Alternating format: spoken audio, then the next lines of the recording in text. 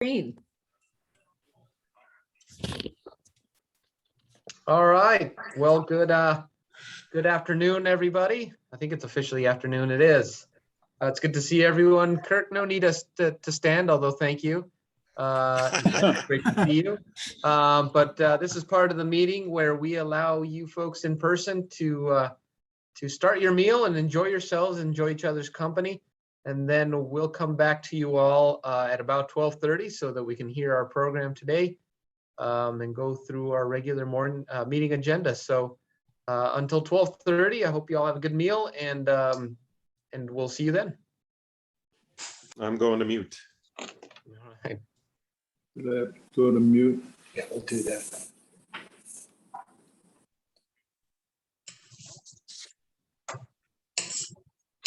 You know.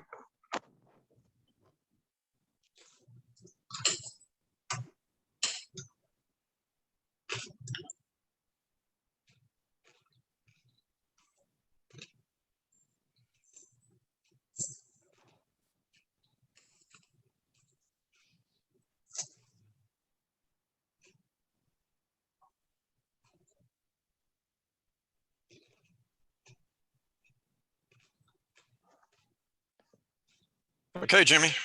All right. Well, good afternoon, everyone. I hope everyone's doing well. It's good to see everyone here on Zoom, and looks like a pretty packed room there in person. So if I could ask all of you in person, if you could please rise so that we can salute our flag. And Al Chesser, I think I saw you in there. Al, are you in there? If you wouldn't mind heading to the podium and leading us in the Pledge of Allegiance.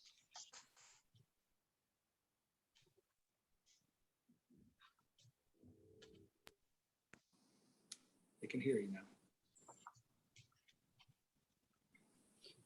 You're gonna leave the play.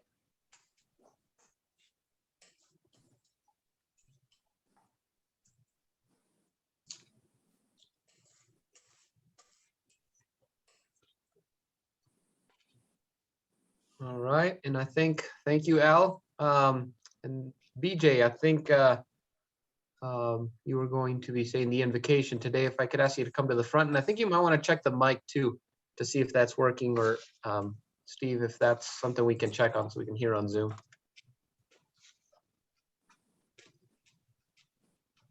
Mm-mm.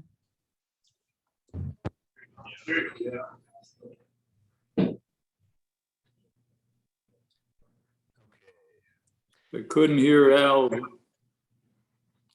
Yeah, I don't think I can hear it at all. We can hear you, Doug. Okay. BJ, I'm not sure if it's the microphone or if it's the more than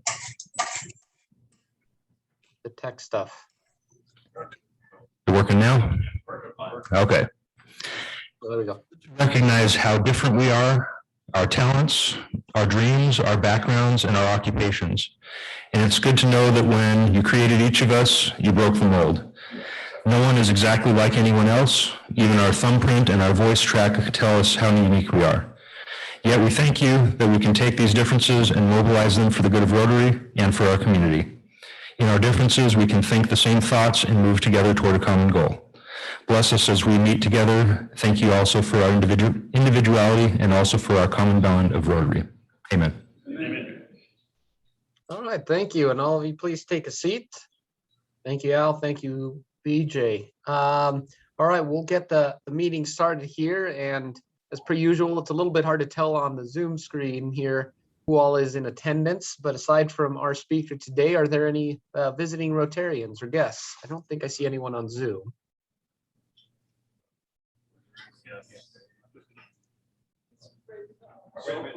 Tucson Club, Dave Gallagher.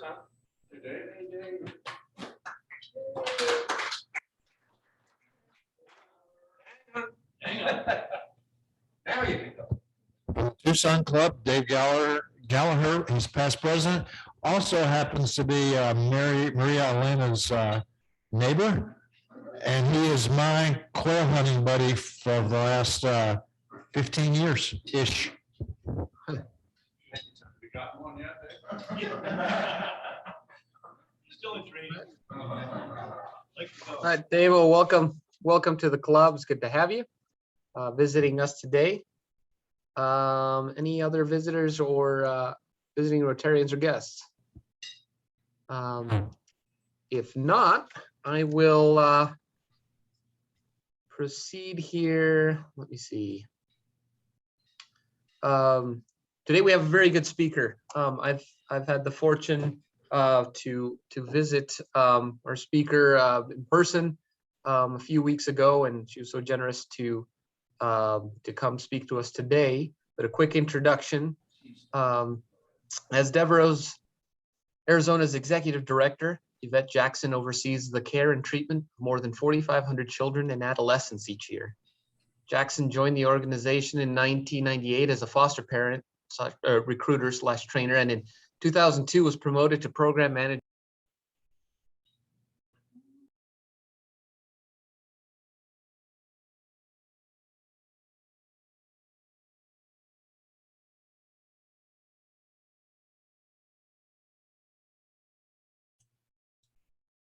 Jimmy, you went mute on us.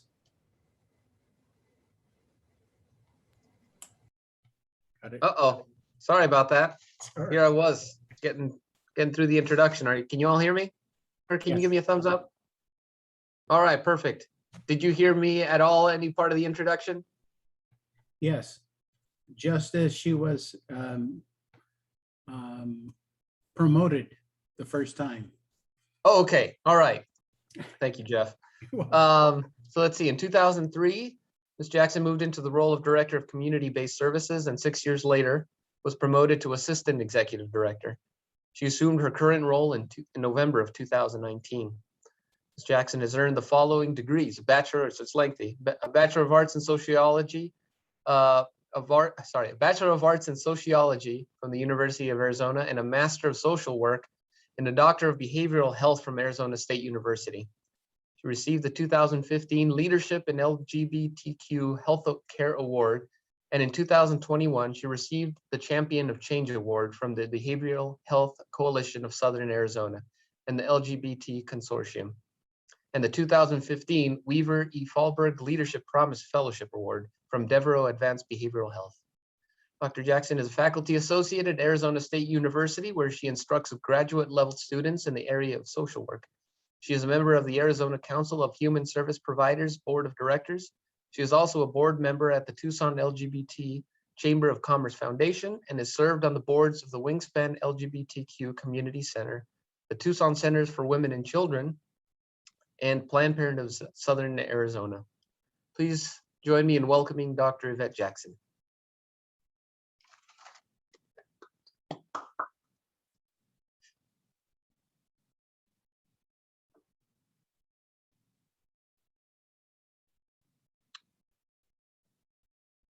Oh. Yvette, I think we're missing the microphone. Or Steve, I don't know if you can hear me. Barbara, it doesn't look like you can hear either. Let me text Steve, see if he can connect us.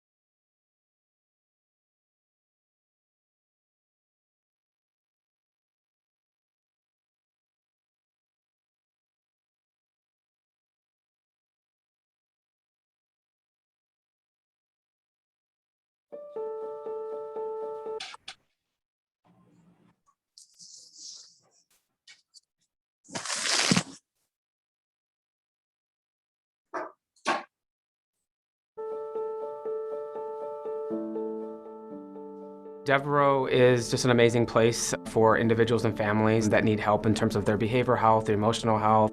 We have therapeutic foster care, an outpatient clinic for adolescents. We have about 8 respite homes across the state, a residential treatment center in Scottsdale, Arizona, and we have an assessment and intervention center in Tucson. We have kids as young as 2 years old that we provide outpatient services for that might be diagnosed with autism. We have a lot of kids that we see are exhibiting some really challenging behaviors, physical aggression, a lot of mood dysregulation, depression, post-traumatic stress disorder, and then some children that are actually struggling with psychosis. In residential treatment, we absolutely see the most complex cases that you could possibly imagine.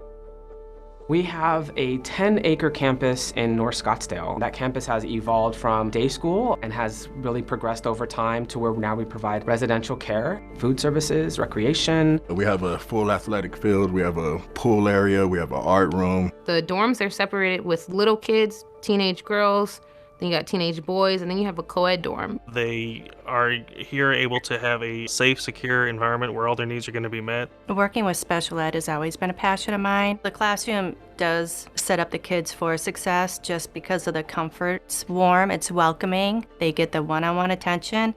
We have an amazing culinary arts program in our residential treatment center. All of our clients that are enrolled in that program obtain their food handler certificate. It is crucial for us to follow protocols and programs that are rooted in evidence that we know work. We have an assessment and intervention program that is for kids who have been out of home for a little bit of time, basically due to a crisis, and we assess them to make sure that we're providing a plan that meets their needs, that they can go back into the community. Sometimes there's a few approaches that we can use, and then we can have that family be part of that decision. It doesn't do us any good to see the child as a unit in and of themselves. We have to include the family and engage the family. They're such an active part of the treatment process. Our services build upon each other. On this kind of more of a prevention side, we have our outpatient services, our respite services. In our respite program, we really are taking individuals who live with their family. They have a behavioral health need, but those family members need a break. Devereaux has 4 community houses that the kids can go to on school breaks. They can also spend the weekends there. They have staff there 24/7. It's really fun. We do go on a lot of outings, places like where there's go-karts, golf, and like all these other games, laser tag. And then it just begins to progress forward into foster care services. We have what we call therapeutic foster care. They are professional families. We match children into their home and their family based on their family composition. In therapeutic foster care, oftentimes that family is the treatment. Usually by the time we get our kids, they've bounced around the system a lot and been in several homes. Therapeutic foster parents have to be a little more patient and be committed. We also provide residential treatment. That would be a longer stay in our residential facility where we're really providing intensive treatment, intensive therapy. We had some situations take place within our family that they're very traumatic. So his trust in adults is very minimal. Devereaux has literally not left our home or our family Again, you can since think about day one. Maybe you had a child with They a showed that behavioral they health actually need and they have cared. a severe crisis. Instead of You like take them to passing the hospital. judgment, The they hospital helped. will kind of help His to assess them. clinician that but he had in you Devereaux, may not know what to TK, do she with your was child in that amazing. very moment. They That were may a be good new for pair. you. They were a good And so match. what we do is we take that child for a I'm brief proud period of of time, and our myself team because of I got psychiatrists and our clinicians work with that youth to kind of give you a plan and give us a plan for how we can get that child back into the community, back into school, back into kind of average daily living and help them to thrive. So that's a really fantastic service. And we just opened that up right there. You can see a beautiful building right there by the Hilton on Broadway. We have a lot of foster families in town. Like I said, I started as a recruiter. That was a fantastic role to be able to look for families for kids. Loved it. And when you really think about that, at the end of the day, there are still kids that I see today that did not have a home. They did not have a place to go. I found them a family and they're still in that family. Some of those kids have been doctors. My favorite story is of a youth that was placed in a home. I was probably in my 20s, I found this family. This youth is placed in this home and really, they were there for maybe 18 months. They weren't there very long. But this family has such an impact on this youth that he came back, I don't know, maybe 10 years later and knocked on the door and said, I was never gonna come back here until I could give you this. And he gave his foster family his degree from medical school. He graduated from medical school and said it was because of my time with you. And that's the impact that these families have on youth. It's fantastic. And so to be able to be a part of that is just something that's really unique and special. We also have adult therapeutic foster care, and like, what is that? That doesn't make a lot of sense. But there are actually adults living in our community with serious mental illness. And a lot of times these adults, kind of along the lines of, kind of go back to Helena Devereux, where what do you do with individuals like that? A lot of times they're living in group homes, they're living in shelters. What we do is there are families, some phenomenal families out there that will take individuals into their home with serious mental illness and bring them into their family. And that seems like, wow, that's incredible, right? A lot of the times when you have individuals with serious mental illness, because of their own illness, they just don't do very simple things like take their medication every day.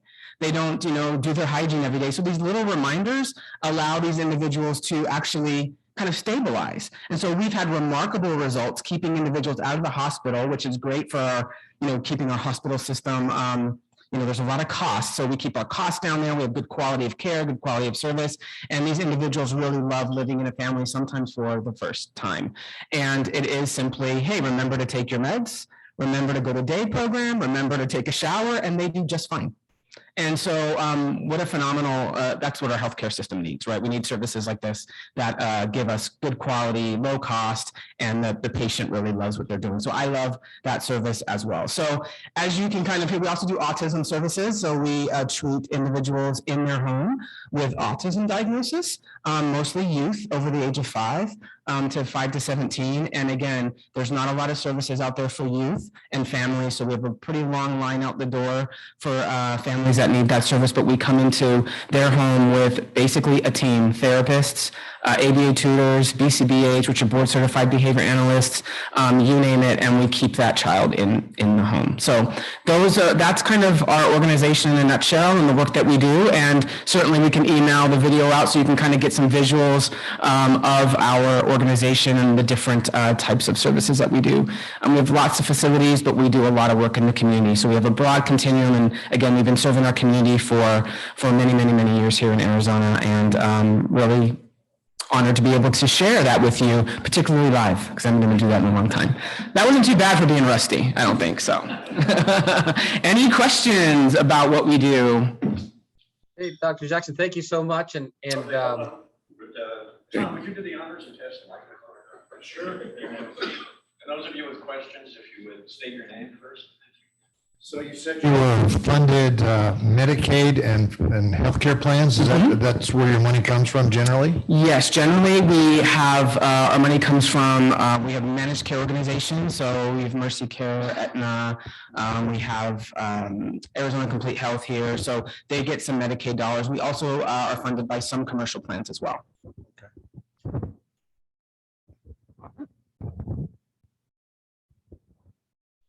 This is Maria Elena McElroy. I told Yvette when I came in that I had never heard of Devereux. That's something that was not in my vocabulary, and learned very quickly.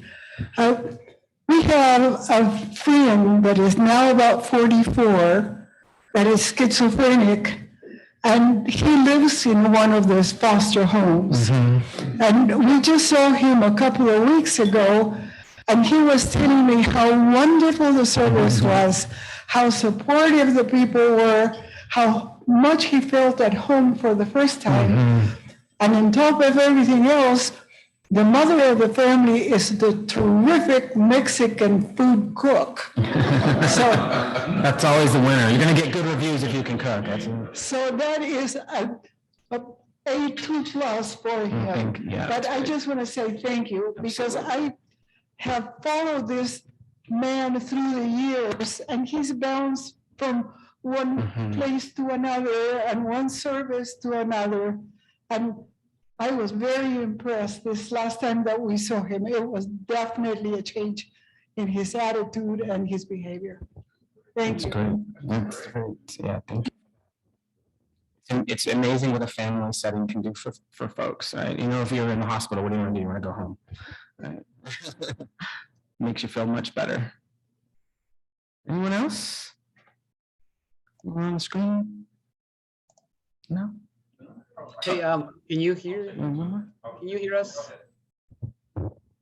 Anita McDonald, I was just wondering, you were talking about the respite care. Are there limits on how often a family can come back and take advantage of that opportunity? Great question. Each family is provided 600 hours to use of respite. During the pandemic, they increased it to 700, just because of obvious reasons. But typically it's 600 hours, and we help the family monitor that and make sure that they get those breaks each year. Steve.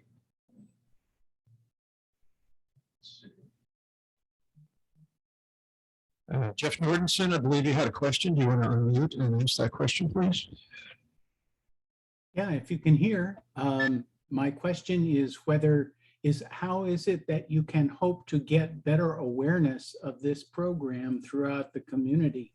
It is, as Maria Elena said, probably a fairly well-kept secret for such an amazing program. Is there, other than going out and speaking to hybrid Rotary clubs, what other choices, or is there anything else you're doing to increase awareness?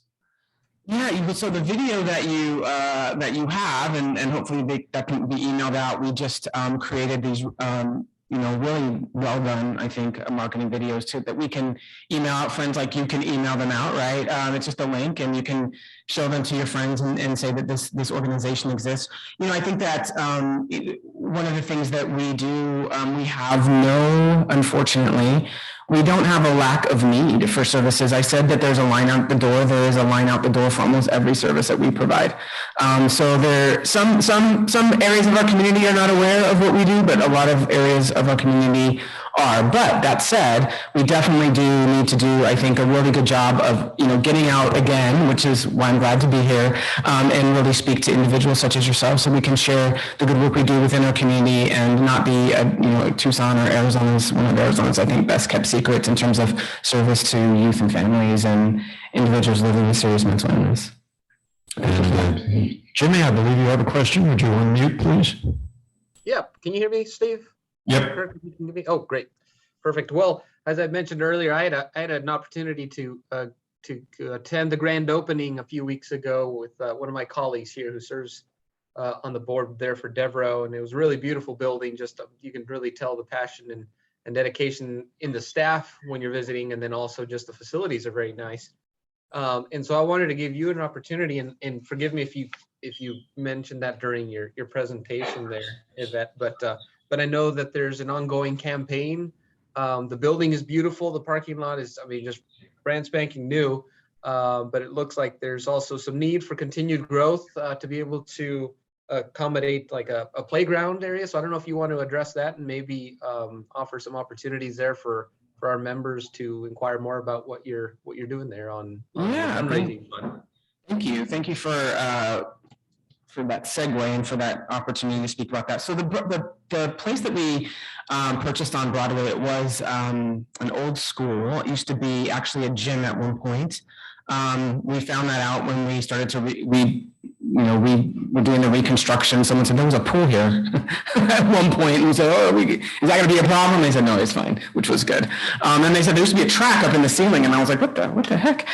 So anyway, we got through all of that, but we did a really great job with building this beautiful facility, commercial kitchen, 24 beds for youth and their families in crisis. And so that was kind of our primary. Our landlord actually, we were leasing another building, and our landlord said, "Well, you guys got a couple years and you have to get out of, you kind of got to get out of here and find a new place." So we love the service and what it does for the community. So we invested in that facility. We remodeled it. It's state of the art. It's fantastic. Very proud of it. But what we don't have is outdoor space. And so we really focused on the building itself. And so what we're doing is really trying to put some rec space out there. It has a old basketball court from, I guess, it's gym days, but that's about it. So we have plans for play equipment and shade structures and kind of some outdoor space that we have on the property that we're going to be redoing. So if you know anybody or that knows how to, has play equipment for kids, or can remodel a basketball court or anything like that,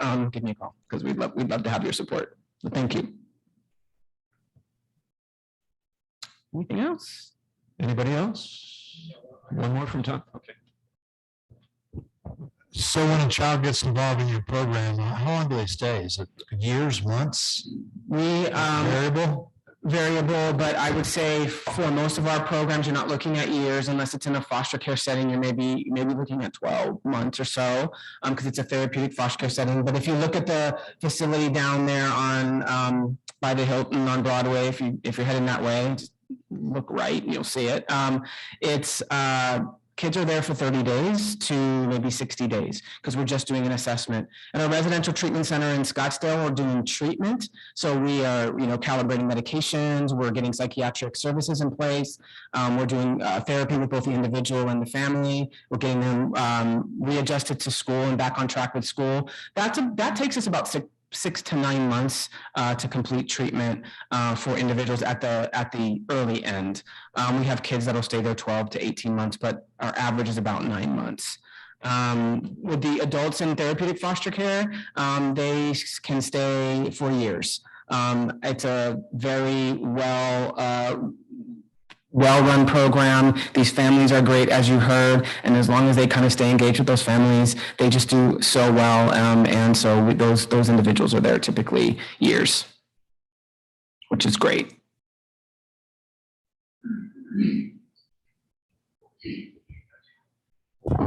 Dave Gallagher, Rotary Club of Tucson. My question, I don't know how to ask this, is there competition? Do you have competition here within Tucson?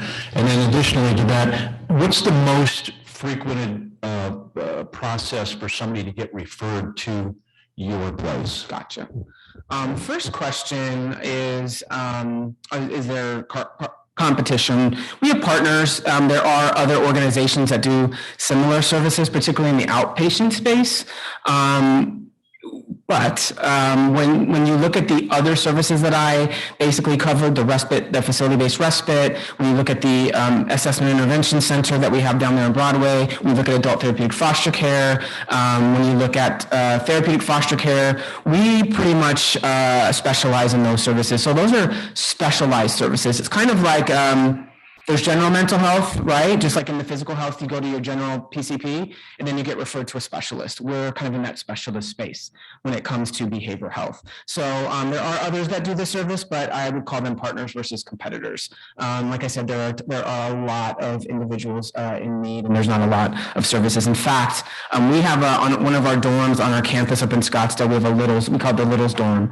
And this is new for, again, I've been working in this space for a very long time, but this is relatively new where we are seeing youth going into residential treatment center under the age of 12. In fact, we have 6 and 7-year-olds in residential treatment center. That was unheard of 10 years ago.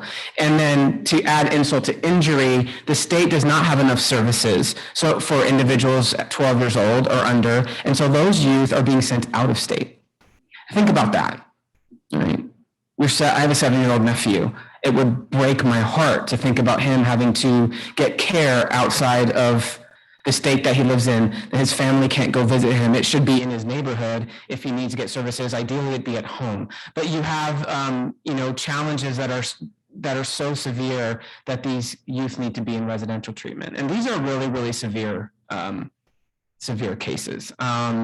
And so that the fact that we're seeing that, you can see the acuity of the youth coming into our system is pretty high. And we have some real challenges systemically out there in the world, and some of this is the byproduct of that. Your second question was, gotcha. How do people get referred? You can get referred in the same way that, again, like I would get referred to a cardiologist or something like that. Typically, people can get referred to their PCP. They go through their school system, and it's like, hey, this child is having a lot of challenges in school. They may be acting out. They get linked up with, an intake somewhere, and then from there, you really are designing, just like you do in the physical health space, what specialty services might this child need? Referrals get made over to us in that way. They have to meet medical necessity for the service, just like you do in the physical health space. Which is new. I don't think people realize that. I think people think you just can knock on the door, but you can't. You do have to meet really medical need. Okay. Anybody else in the room? No, and I don't see anybody else online. So Jimmy, why don't you take it away? All right, thank you. Well, Dr. Jackson, thank you so much for joining us today. It really is wonderful to have you here.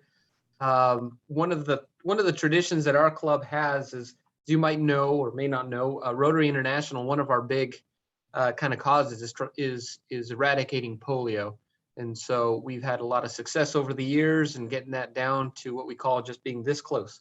And so, in your honor, we're going to vaccinate 10 more people in the areas that are needed against polio. And so, just as a sign of our appreciation, but thank you so much for letting us know about what you're doing in your organization. Congratulations on all the success, and thank you again for coming. Thank you. Thank you all.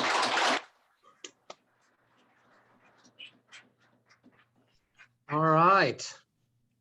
Well, normally we have our announcements prior to our speakers, so my apologies there. I don't know if Sergeant at Arms might have a fine coming, but I want to get to announcements, and I'll start with kind of our ongoing programs there. I don't know if Barbara, if you want to just get us updated on the Let's Can Polio drive for our Rotaract Club. Absolutely, I'd be glad to. Hey, could I share my screen for 1 second? Could I share the screen? I don't hear a no, so I'm going to assume that's a yes. Okay, very good. Thank you. Well, I got out my Excel spreadsheet, and frankly, I can't think of a better thinking tool than Excel because it allows you to visualize what you're trying to say. So let me tell you what I've got here. I want to tell you monthly, how we're doing with our cans. I set a $225 goal for each month, and that was what 50 Rotarians or friends could do, gathering simply 3 pounds of aluminum cans. That's one small white garbage bag. And that's that mark that's all the way up there in brown. And then there are other things that I'm recording. So for example, in July, you'll see the little tiny line there was the number of dollars we got for the cans. And then we have the bigger gray line, and that's what happens when you match those cans. And then the total of what we got for that month was in the light blue. So now move to August. Look what happened. We doubled what we did. And I wish I could show you a picture of Pat Egbert's car with all of the cans in it this year. So between BJ and Andy and well, of course, Pat, we're making it. But I want to tell you that right now, my goal is for us to bring in enough cans to get that blue line all the way up to the top to 225. So instead of going just to December, I put a few more months on here and let us go out to February. And does anybody know why in the world in February we might want to collect some cans? Like maybe rodeo, like that? Anyway, so if we do that, we're going to bring in $1,800. So the next chore will be to get all those cowboys not only to drink our beer, but bring the can back. Anyway, I just want to encourage you. We're halfway there. We're getting there. We're doing a good job. Thank you, Nicole, for your help. And thanks to all of you for bringing your cans. In September, Pat Egbert is going to take your cans. He's going to take them on December 10th, right? September 10th. That's your next meeting. So bring your cans in for him. Thank you for letting me share the wealth. So I just want to see those lines go up, up, up. Awesome. Thank well, we're going to keep at it. And so, yeah, the early MVP there's BJ. So yeah, but thank you, Barbara, for kind of leading this, and we'll hopefully swamp Pat next month on with our cans. Bob Grady, I don't know if you wanted to take a moment to just again a reminder of the need for the Hope Baskets. Sure. As we talked about last week, we're collecting hygiene items for the Black youth in juvenile justice system that are supported by our community partner, the Network for Education and Equity Development Need. So the basket hopefully is out. We'll certainly go through the end of August, and if need be, we can extend it into September. There's really no hard deadline. The need is continuing, but we are trying to fill another 100 baskets. So we need up to 100 pieces of every type of hygiene item you can imagine. That's everything from sunscreen to water bottles to t-shirts to toothpaste, toothbrushes, etc. So appreciate anything you can do. And I've offered to come pick them up. I know Joan has taken me up on that. I'll be visiting Joan sometime later this month, but if you can't, if you're on Zoom and you're not going to make a meeting, I will come to you. Great. Thank you, Bob. Thank you. Let me see here. Our past district governor, Diane Goodyear Ventura, reached out to me on behalf of the Rotary Vocational Fund of Arizona. And they are, I guess, throughout the year doing interviews, if I'm not mistaken. And so I just wanted to announce that to the club. If you'd be interested in part of the process includes interviews. And so if you'd be interested in participating, I think there's an element of Zoom or in person there that's kind of a based on the need or the timing, I guess, too. So please feel free to reach out to me if you have an interest. I know, Sharon, you've been reached out to by Diane, and she had mentioned that. So, but if there's anyone out there that would like to learn more, please let me know. All right, on a more serious note, I guess, our board met earlier this week. And as I'm sure all of you are well aware and are monitoring closely, the Delta variant has caused quite the stir. There's a lot of new cases, hospitalizations, all that's been in the news. Don't need to delve into all of that. But one of the things that that was one of the topics that we discussed at our board meeting in regards to our meetings. As you know, we've had a good relationship with the Viscount Suites there with Diane for a long, long time, and they've been very accommodating to us over the years. And so we want to make sure that we're providing the proper attendance, I guess. And so the question came up about in-person meetings and whether we should suspend or go back to Zoom and all those sorts of things. And from all the feedback, I mean, there's definitely a lot of concerns out there, and that was definitely talked about. But the general sentiment was, what our board decided was to keep our in-person meetings going and to do the hybrid setting that we have currently. It seems like the spirit of the in-person meetings is very much a welcome sight, and people have been very complimentary there. Steve and Tony and Pablo and Michael, the whole AV team has been very on top of things. So it's made the experience on Zoom for the most part just seamless. And so it's been a very good experience. So we're going to commit to the Viscount Suite and to having in-person meetings for the next 2 or 3 months at least, and kind of see how things are going. Obviously, if there are updates, we'll continue to discuss those. But one thing I would mention is that having you there is certainly a benefit to the spirit of the meetings themselves. We have a commitment for a minimum there at the Viscount. So when we're not able to meet those, then it's a financial obligation commitment that we have as a club. And so I only bring that up because I would encourage all of you that are able or comfortable with attending in person to please do so. We're happy to have guests. And Dave, thank you so much for visiting us here today. I know your club is doing something similar, probably looks a little bit different. But anyway, so that's kind of the most recent news of the status of where we are. And kind of on a corollary there, just in looking down the next few weeks, September 3rd, that's the Friday just before Labor Day. We're not going to be having a meeting that day, just again to accommodate for a lot of people traveling at that time. So keeping in mind the minimum there that we have for the Viscount folks, we've decided to go dark on September 3rd. So put that on your calendars if you can. And as always, feedback is welcome. But hopefully we can continue to have very chummy and happy and good meetings there, especially when we have such good speakers as like we had today. So, all right, I'll open it up. Any other announcements? Anyone on Zoom or in person that would like to make an announcement? I believe Tony Spear wanted to talk about our LinkedIn page. Tony? Thank you, Steve. Thank you, President Jimmy. Everybody hearing me? Wave? Okay, good.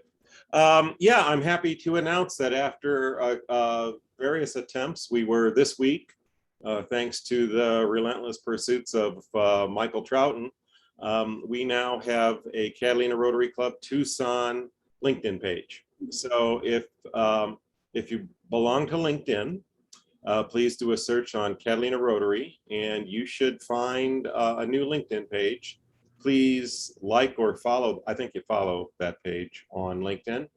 And we'll use that to communicate with the LinkedIn community. And it's all part of our ongoing efforts within the Public Image Committee to promote the good work that Catalina Rotary does throughout social media. So if you're on LinkedIn, please look for the Catalina Rotary page and join us. Thank you. Awesome. That's really exciting to hear. I know it's been a long time coming, Tony, so thank you for that. Or I guess Michael too, thank you for taking the task.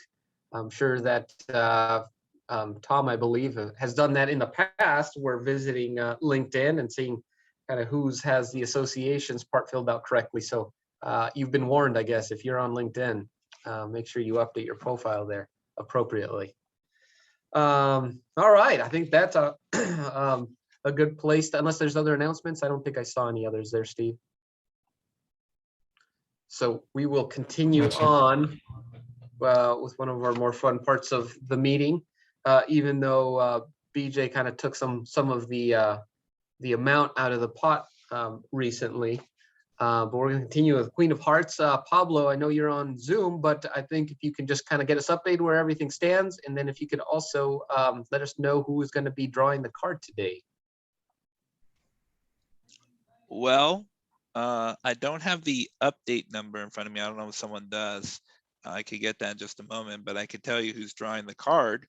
And it's funny that you say BJ, because it looks like he's the lucky winner again to draw. Oh boy. Maybe draw another Queen of Hearts and Yeah. end this streak really quick.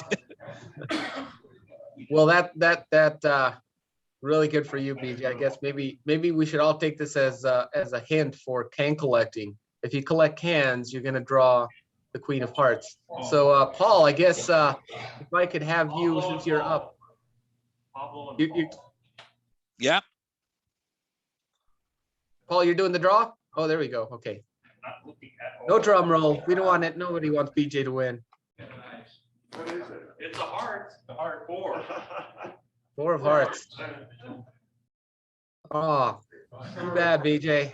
I was half expecting you to draw 2 Queen of Hearts somehow, but alas, onward and upward. So thank you for that. And Pablo, what is the link again for all those that are needing that, or maybe you can post it on Zoom, where you're able to buy your tickets, if you will, via our Queen of Hearts website. Yeah, so every week Paul will post a new link, since every week will be a new drawing. So look out for when we host a Zoom or announce a Zoom call, the link should be on there, so you guys could buy tickets online. And then if you want to buy it in person, that is fine. Even if I'm not there, you could just ask one of the attendees to just send me a message, and I could put you in for the drawing. Just communicate with me. Awesome. All right. Well, looking forward to it next week. All right. So then moving right along, I think Michael Trouton is going to be doing double duty here. He's agreed to serve as the Sergeant at Arms today for today's meeting. So if someone can volunteer to be the can man there, that would be great. Michael, Who's got a can? Who's a good can man? Tom, you look like a can man. You've been up a lot today.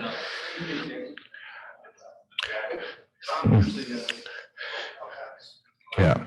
You know, my drill sergeant told me in training to be a sergeant that you should always be listening, because you never know what you'll hear and find out. And I heard some really, really good news before the meeting. And Kurt, you want to come up here? He's going to get his prop first, but I get your wallet too, by the way. Yeah.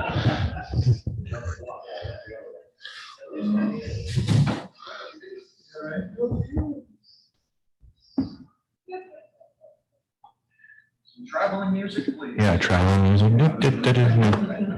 All right. Come to the mic. Michael, please stand back from the mic a little bit. So do you recognize what this is? Yes. The oncology. It looks like a mold for Mount Rushmore. Yeah, right. Head on Mount Rushmore. My oncologist made this for me so that I could not move a centimeter when they were radiating me. And today, finally, I had my scan report, both from the CT scan and the actual looking down my throat scan. He says, I can't see any problem at all. I think at this moment you are cancer free. So Congratulations. I will have a full body scan in a month just to make sure it hasn't spread. So good news. So this, I will put in $100 for this and for my mother's birthday. Next Friday, she will be 100 years old. And we're going to her Rotary Club where she goes every Wednesday next week. So happy week. Are you gonna pray before you go, or what are we doing? Wow. I'll give you everything in my billfold, but that's not enough. Okay, all right. Wow, it's hard to follow that, but if there's one person I know who could probably follow that, but I haven't seen in a while, is Mr. Bob Salt. How you doing over there? Good to see you, Bob. Good to see you, Bob. Dare I give him the mic? Yeah, sure, let him roll. I don't want the mic. I don't want the mic. It's I've been gone a long time, and everybody's forgot my name, and that's okay. I'm all right with it. I do have something to say, Mike, and I appreciate you calling me. Although this isn't anything I've pre-planned. My daughter, as you know, Elaine Cosette-Stoft, who was in Arizona, recently, in the last 4 weeks, did rim to rim hike at the Grand Canyon at the age of 53. It's about a 24-mile deal from the South Rim to the North Rim. It's 3 nights on the trail. She carried a 33-pound pack. She says it's the most difficult thing she's ever done, although she has given birth to a lovely granddaughter. Anyway, $100 leg up on behalf of Elaine Stockman. Thank you, Bob. Well, I didn't see any birthdays or anniversaries. I know Barbara's got one next week, right, Barbara? We'll see you next week. Absolutely. I owe you double next week. Uh-oh. Birthday and anniversary. Next week coming up. We need to come again. Oh, you're muted again. She's muted. Oh, say it again, Barbara. Oh, I'm said, yes, absolutely. I'm up for my birthday and my anniversary next Friday. Yes. So, yeah. So count on me then. The check's not in the mail, but it's in my pocket. Okay. Well, that's all I got. Any happy bucks out there? I see Anita's hand up already.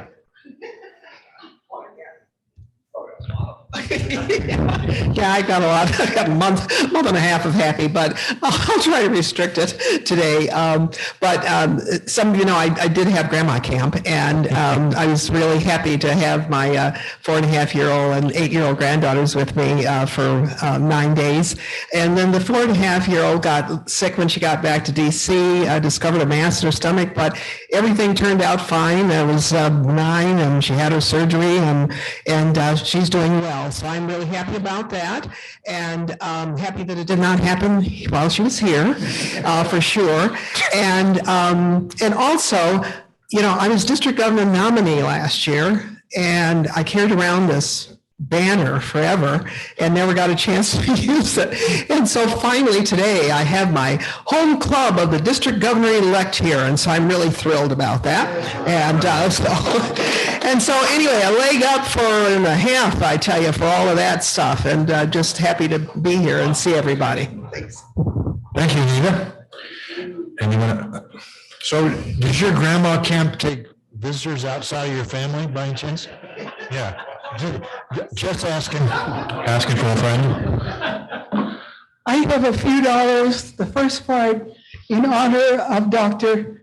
Yvette, for all the love and care that you're giving to this friend of mine and Jeffrey's, because he knows this person also. Okay. The second part of my happy box is for having my neighbor and friend Dave here with us. Thank you for joining us.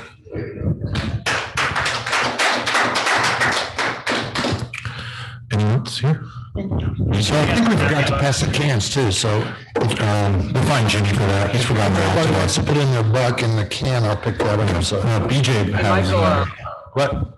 We've got Andrews up here. I think he has his hand raised. Oh, yeah. too. Yeah, easy to ignore the guy over here over your left shoulder there, buddy. Yeah. My oldest daughter turned 14, so I got some happy bucks. All right. Is that happy bucks or the sad bucks? I don't know. Well, it just depends on your point of view, you know, so. I got a 13-year-old, so yeah. Yeah, she's 14 going on 27, 30, who knows? But I'm always wrong, so maybe I'm sad, but she's happy. Good. Yep. BJ, do you have your hand up?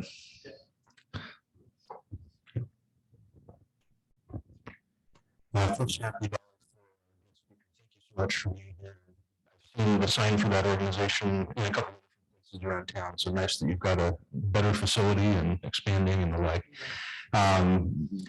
One $3 is also for, I forgot my pin, of course, in the car. So, so put your buck in for that one. And the other happy buck, over the past couple of weeks, I've been dealing with apparently a thyroid issue and just got the results yesterday that it's benign. So, hooray. Yeah.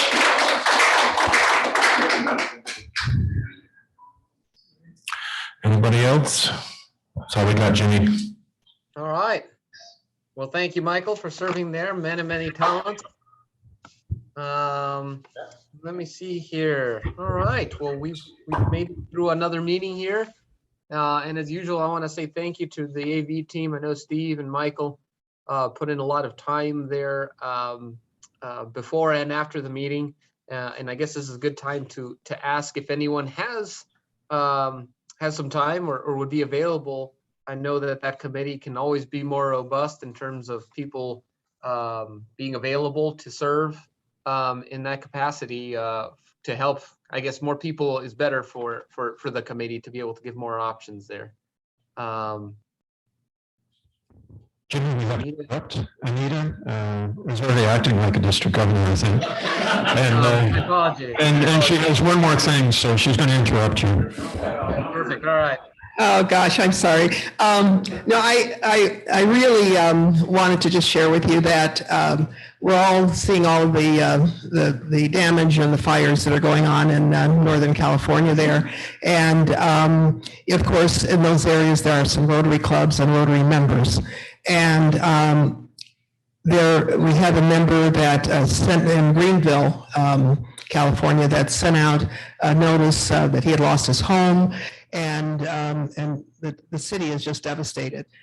But he is working through Rotary to try and find, raise money for their community, not for him, but for his community. So I have that, it's a GoFundMe account, and I have that. And if you would be interested in making a contribution to folks in our road, in our communities in California, please send me a little note and I'll route it off to you.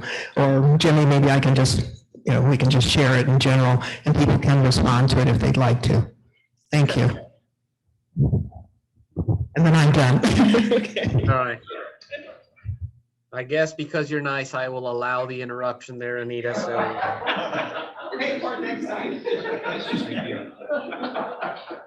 All right. So yeah.